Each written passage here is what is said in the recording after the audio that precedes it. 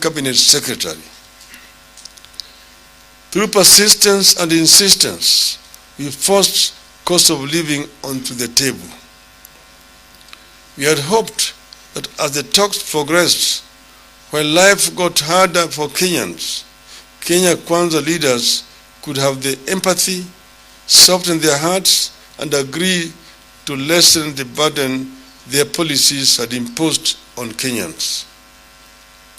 Our delegation pushed for the complete overhaul of the Finance Act 2023, which had come with harsh taxation measures and made and continue to make life unbearable to an overwhelming majority of Kenyans. At no expense to the government, we deployed our team of economists to recommend to the administration measures which, if adopted, would immediately bring the cost of living down. We asked the government to reduce travel budgets by 50%. We also called on the government to reduce the daily subsistence allowances for state and public officers by 30%. We further asked the government to reduce the road maintenance levy and the anti-adulteration levy by 5 shillings and 3 shillings per litre respectively. Our team further asked the government to reduce VAT on fuel from 16% to 8%. We called on the government to scrap the housing levy, or at least make it voluntary. Unfortunately, Kenya Kwanza would not budge. Apparently, as the regime's economic policies hardened life for Kenyans, so did the regime harden its heart. We realized that without the goodwill of the top echelons of the Kenya Kwanza leadership, cost of living was never going to be addressed. They told our team that the cost of living was a government issue, that they have a manifesto and the mandate of the people of Kenya to implement it. This is the hustlers, the juakali, the mamamboga, and the border border.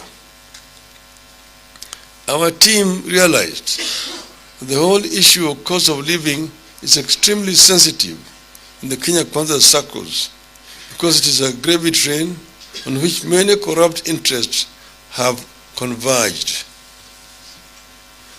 Cost of living cannot come down because the key people in the government are eating from it.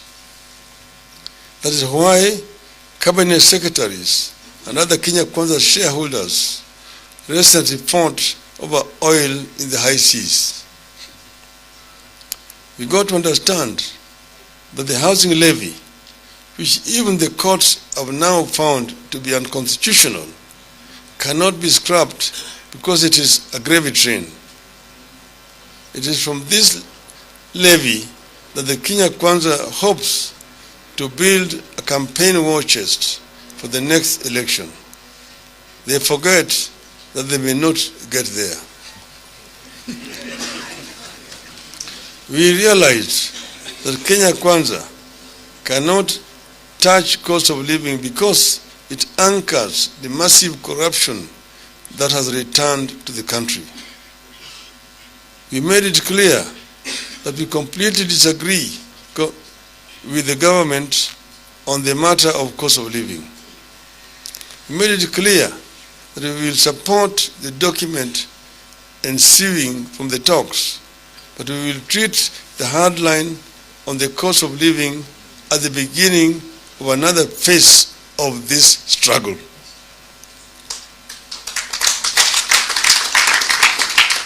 We will seek other ways to press the government to listen to the cries of the people and bring down the cost of living.